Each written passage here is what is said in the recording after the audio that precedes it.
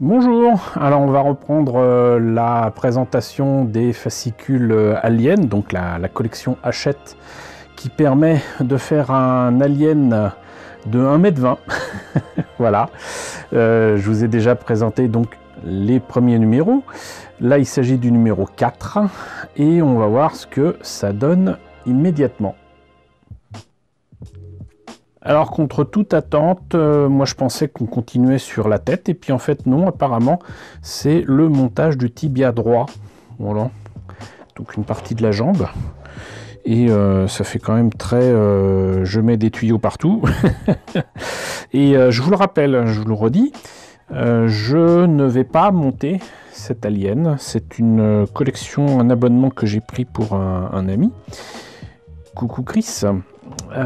Pour lui permettre d'avoir cet alien qu'il ne peut pas commander depuis la Belgique. Donc je laisse les pièces tranquillement ici dans son plastique. On verra pour les prochains numéros qui sont présentés dans des boîtes. Mais voilà, on peut voir quand même que c'est pas si vilain que ça, hein. Voilà, franchement, moi je m'attendais à pire au niveau de la patine. Ça demandera de toute façon, après coup, je pense, un petit travail de peinture. Hein. Mais c'est pas vilain. Franchement, c'est pas vilain du tout.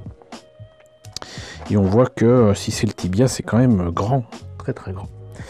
Donc, entre guillemets, on a vu les pièces. Hein. D'ailleurs, je vois que là, il y a quand même un beau lot d'aimants, je pense.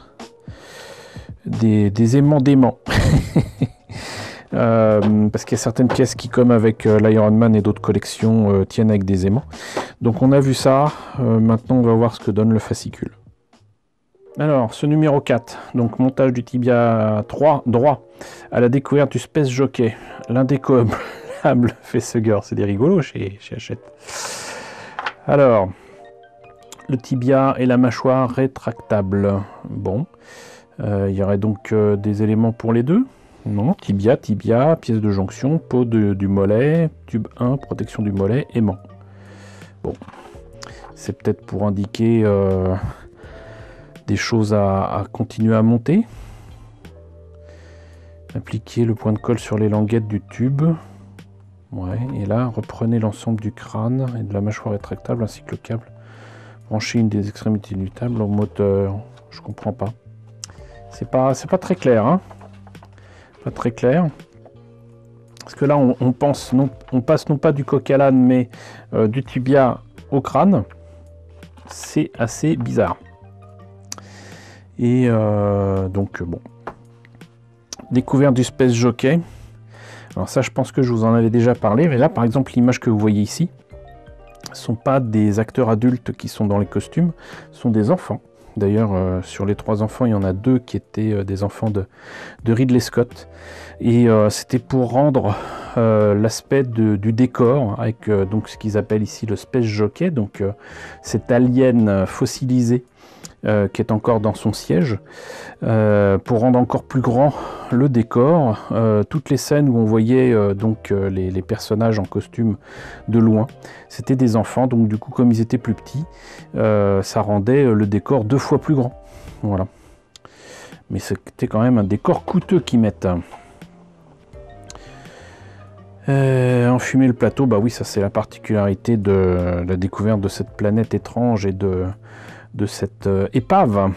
Ils ont forcément mis du brouillard un peu partout, hein, pour cacher la misère, on va dire déjà, et puis ensuite pour rendre l'atmosphère un peu pesante. Voilà, une échelle et des enfants, voilà, c'est ce que je vous disais. Vous voyez, c'est super quand même. Le facehugger, magnifique quand même. Créature qui semble vraiment vivante dans le film, hein. C'est incroyable, même des années après, puisque je rappelle que le premier film date quand même de 79. On a l'impression de voir une véritable créature en train de respirer et de s'accrocher à la tête de sa victime. Échange gazeux et contrepoison, inspiration égyptienne. Ok. Et sinon la planète LV426, la fameuse. Hostile à toute vie, pas tant que ça. Une planète de studio. Qu'est-ce qu'une exoplanète? Et ça, c'est certainement tiré du second film. Hein. Non, c'est dans une bande dessinée Aliens Purge, parue en 97 aux éditions Dark Horse. Ah. La tête est fait un peu bizarre. Hein.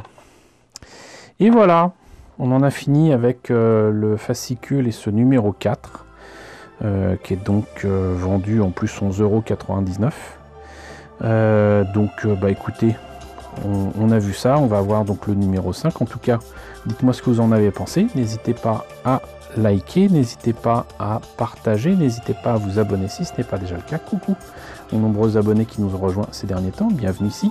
Coucou aux grands anciens qui me suivent depuis plus de 5 ans. Merci à tous de votre fidélité, merci à tous de votre soutien sur Tipeee et sur Paypal, surtout prenez soin de vous. Je vous laisse avec la liste des contributeurs de la chaîne et je vous dis donc à très bientôt pour le numéro 5 de la collection Alien.